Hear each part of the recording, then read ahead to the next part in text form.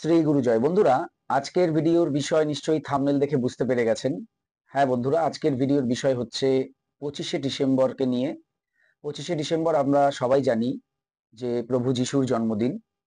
এই শুভ দিনে আমরা প্রভু যিশুর কাছে বিশেষ প্রার্থনা জানাতে পারি আমাদের মনের যে ইচ্ছে রয়েছে সেই ইচ্ছে পূরণের জন্য। তো কিভাবে সেই প্রার্থনা করবেন, কখন করবেন, কোন সময় করবেন, সেই বিষয়ে পুরো ডিটেলস আমি ভিডিওতে আলোচনা করব। তো ভিডিওটি মন দিয়ে দেখুন। ভিডিওটি ভালো লাগলে অবশ্যই একটি লাইক করে দেবেন, বন্ধু বান্ধবের মধ্যে ভিডিওটিকে অবশ্যই শেয়ার করে দেবেন, চ্যানেলটিকে সাবস্ক্রাইব করে পাশে থাকা বেল আইকনে ক্লিক করে অল অপশনটি অবশ্যই সিলেক্ট করে রাখবেন। যিনি ফার্স্ট টাইম এই চ্যানেল ভিজিট করছেন অর্থাৎ এই ভিডিওটি দেখছেন, যিনি সাবস্ক্রাইব করলেন তাকে অসংখ্য অসংখ্য ধন্যবাদ জানাই। অসংখ্য ধন্যবাদ মিঠুন। আমার ভীষণ উপকার হয়েছে সমস্ত বিষয়ে, আমি বলে বোঝাতে পারবো না। অর্থগত শান্তি, মেয়ের নতুন ফ্ল্যাটের কাজকর্ম, সব কিছু তোমার 11 তেজপাতার টেকনিকটা করলাম, অনেক বাধা বিপত্তি কেটে গেল। Thank you Mithun, thank you Mithun, thank you Mithun, thank you universe, thank you universe, thank you universe, thank you all, thank you all, thank you all.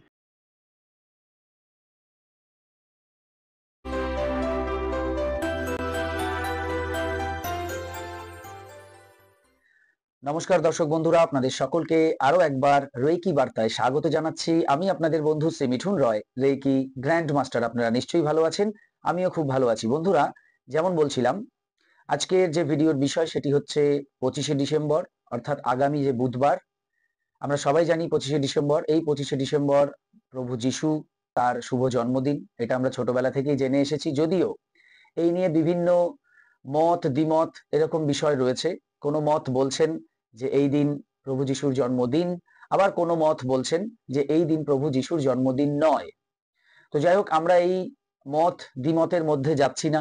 আমরা আমাদের মতো করে প্রভু যিশুর জন্মদিন আমরা সবাই পালন করি আমাদের মতো করে। হয়তো খ্রিস্ট ধর্মের মানুষ যারা রয়েছেন তারা তাদের মতো করে পালন করেন, তারা তাদের কিছু নিয়ম আছে, রীতিনীতি আছে, সেইভাবে করেন। আমরা হয়তো সেগুলো জানি না, কিন্তু আমরা মন থেকে প্রভু যিশুকে সম্মান করি, ভালোবাসি এবং তাকে তার জন্মদিনের জন্য উইশও করি। তো এই অ্যাঙ্গেল থেকে এই পবিত্র দিন, এই শুভ দিনকে আমরা যদি কাজে লাগাই, কারণ আমি বিভিন্ন ভিডিওতে আপনাদের বলেছি যে আমরা আমাদের কর্ম করব, তার পাশাপাশি টেকনিক বলুন, টোটকা বলুন, এগুলো করব। এবার এই টেকনিক টোটকা তো আমরা প্রায় প্রত্যেক দিনই করি, তবে বিশেষ বিশেষ দিনে এর গুরুত্ব অনেক বেশি হয়, মাহাত্ম্য অনেক বেশি হয়। তো আজকেও আমি যে ভিডিও মানে বিষয় যেটা, সেখানেও যে 25শে ডিসেম্বরের কথা বলছি, এই 25শে ডিসেম্বর দিনটিও কিন্তু সেই দিক থেকে অনেক বেশি হায়ার এনার্জিতে পরিপূর্ণ। তো এই দিনটিকে আপনারা যদি ইচ্ছে পূরণের ক্ষেত্রে আপনারা যদি প্রভু যিশুর কাছে প্রার্থনা করেন, তার চরণে প্রার্থনা করেন, তো আপনি কিন্তু সেই ইচ্ছে পূরণ করতে পারবেন। এই দিন, পুরো দিনটি কিন্তু আপনি পেয়ে যাচ্ছেন।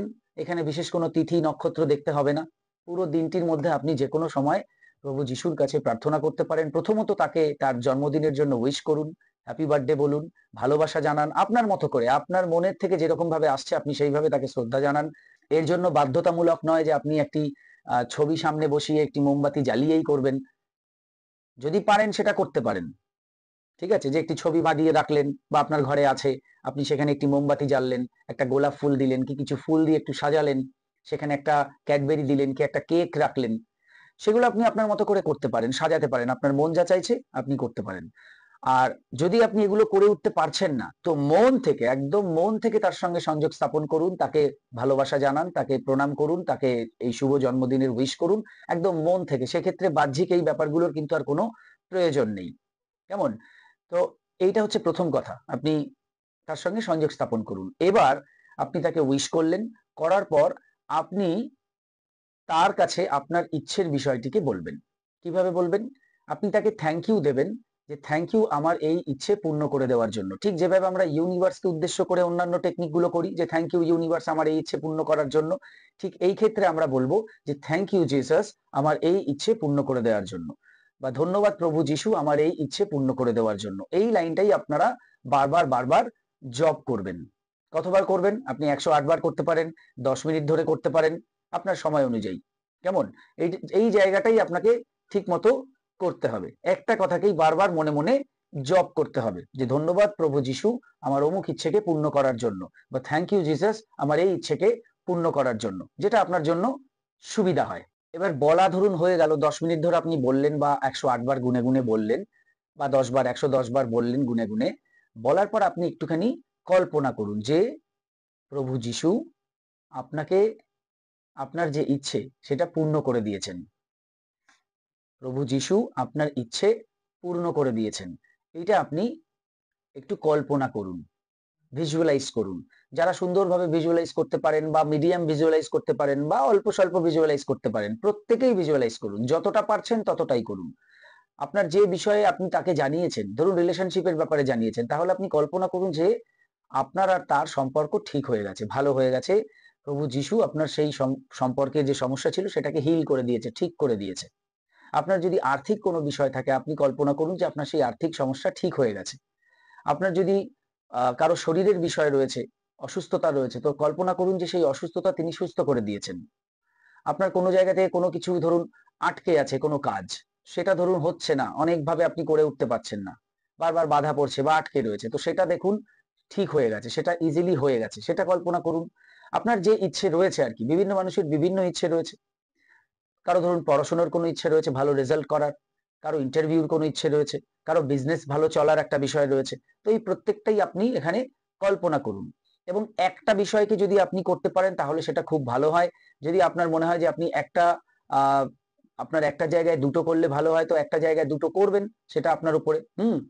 আমি এখানে বিশেষভাবে আপনাকে দুটো করুন বা চারটে করুন বা করতে পারবেন না আমি কিছুই বলছি না। আপনার যদি মন চায় আপনি প্রভু যিশুর কাছে অবশ্যই বলতে পারেন। তবে আমার মত যদি মানেন তাহলে আমি বলবো যে একটার জন্যই করবেন, যে কোনো টেকনিক করবেন, তাতে একটা ইচ্ছের জন্য যদি আমরা করি তাহলে সেটা সবচাইতে বেশি ভালো হয়। একান্ত যদি প্রয়োজন হয় তখন তার কিছু করার নেই, করবেন। তো এইটা আপনাকে কল্পনা করতে হবে। এবার যদি কেউ বলেন যে আমি কল্পনা করতে পারি না, তাহলে সে ওই যে যে লাইনটা ফার্স্টে বলছিলেন সেটাই কিছুক্ষণ আরো বলুন, যেটা 108 বার বা 10 বার বললেন সেটা আরো ধরুন 10-15 বার বলুন, তাহলেই হবে। তো এইটা হচ্ছে বিষয়। এই কাজটা আপনি করবেন, করার পর ওই যে আপনি প্রভু যিশুর কাছে যে সমস্ত বিষয়গুলো রেখেছিলেন, মানে ফুল বলুন, ক্যাডবেরি বলুন বা কেক বলুন বা অন্যান্য কিছু, বা ধরুন জল, সেগুলো আপনি কি করবেন, আরো কিছুক্ষণ ওখানে থাকুক। একটা মোমবাতি জ্বালিয়েছিলেন, মোমবাতি কিন্তু অবশ্যই সাবধানভাবে জ্বালাবেন, কোনো রকম যেন কোনো ভুল চুক না হয়। ছোট মোমবাতি পারলে ছোট মোমবাতি জ্বালান, এরকম যে বাটির মতো ছোট ছোট মোমবাতি তাই জ্বালান, তার সেটা পড়ে টরে যাওয়ার কোনো ভয় নেই। আর যদি আপনি মোমবাতি জ্বালাচ্ছেন লম্বা, তাহলে কোনো কিছুর মধ্যে রাখুন, একটা মোমদানি বা একটা মোম এমন জায়গায় রাখুন যেখানে কোনো সমস্যা হবে না। কোনোভাবে যেন মোমবাতি পড়ে কোনো জায়গায় কোনো কিছু আগুন লেগে না যায়, কোনো অগ্নিকাণ্ড না হয়, এই বিষয়ে কিন্তু খেয়াল রাখবেন। মোমবাতির সামনে আপনি বসে থাকতে পারেন যতক্ষণ মোমবাতিটা জ্বলছে, আর মোমবাতি ছেড়ে যদি আপনি উঠে যান তাহলে মোমবাতিকে ঠিকভাবে ঠিক জায়গায় রেখেই কিন্তু উঠবেন, যাতে মোমবাতি পড়ে গেলেও কোনো সমস্যা হবে না। এইভাবে কনফার্ম হয়ে কিন্তু ওখান থেকে উঠবেন, কোনো রকম ভুলচুক যেন না হয়। কারণ এর আগে কিন্তু অতীতে এরকম দুর্ঘটনা ঘটেছে, দু একজনের এইরকম ভাবে ভুল তারা করেছেন। তো আমি সকলকে কিন্তু সেই ভিডিওতেও কিন্তু আমি বলে দিয়েছিলাম এই কথা, এগুলো বলার পরেও কিন্তু দু একজন ভুল করে ফেলেন। এই ভুলটা যেন না হয়, আমি জোর হাতে বলছি, এই ভুল যেন না হয়। আমরা দেখুন উপকার পাওয়ার জন্য অনেক কিছু করি, আমাদের কোনো জায়গা থেকে কোনো সমস্যা হয়ে যাক সেটা কিন্তু আমরা চাই না। তো সেই জন্য আমাদের কিন্তু সজাগভাবে কাজ করতে হবে। ওই আপন ভোলার মতো করলাম, এটা যেন না হয়, তাহলে মোমবাতি জ্বালানোর দরকার নেই। আপনি যদি আপন ভোলা তাহলে মোমবাতি জ্বালানোর দরকার নেই, না হলে ছোট্ট বাটির মতো মোমবাতি জ্বালান, কোনো অসুবিধা নেই। কেমন? তো এটা মাথায় রাখবেন। এবার ওইখানে যে জিনিসগুলি রয়েছে সেইগুলো আপনি পরে কি করবেন, আপনি পরিবারের সবার মধ্যে দিয়ে দিতে পারেন, বাচ্চা টাচ্চাদের দিয়ে দিতে পারেন, নিজেরাও খেতে পারেন, অথবা কাউকে দিয়ে দিতে পারি, কোনো গরিব মানুষকে দিয়ে দিতে পারি। জলটা আপনি পান করতে পারেন, অথবা জলটা আপনি গাছের গোড়ায় দিয়ে দিতে পারেন। বুঝতে পেরেছেন? তাহলে এই বিশেষ দিনে আপনাদের মনের ইচ্ছে তার চরণে জানান, তার কাছে জানান, তাকে ভালোবেসে, দেখবেন সে কিন্তু অবশ্যই পথ দেখাবে এবং আপনার সেই ইচ্ছে পূরণের রাস্তা খুলবে। তো এই ছিল আজকের ভিডিও। আরো কিছু জানতে অথবা রেকি শিখতে স্ক্রিনে দেওয়া নাম্বারে হোয়াটসঅ্যাপ করুন। বর্তমানে প্রত্যেকটি ক্লাস অনলাইনে চলছে, আপনার বাড়িতে বসে আপনি যে কোনো ক্লাস বা কোর্স ইজিলি করতে পারেন। হোলি ফায়ার 3 রেকি, যা বিশ্বের সবচেয়ে শক্তিশালী রেকি, যে রেকি শিখলে আপনি আপনার জীবনের সমস্ত ধরনের সমস্যাকে সমাধান করতে পারেন। এই কোর্স শেখার জন্য, এছাড়া বিভিন্ন কোর্স আমি শেখাই, যে কোনো কোর্স শেখার জন্য যোগাযোগ করুন এবং শিখে নিন সেই কোর্স। সবাই খুব ভালো থাকুন, সুস্থ থাকুন, দেখতে থাকুন রেকি বার্তা।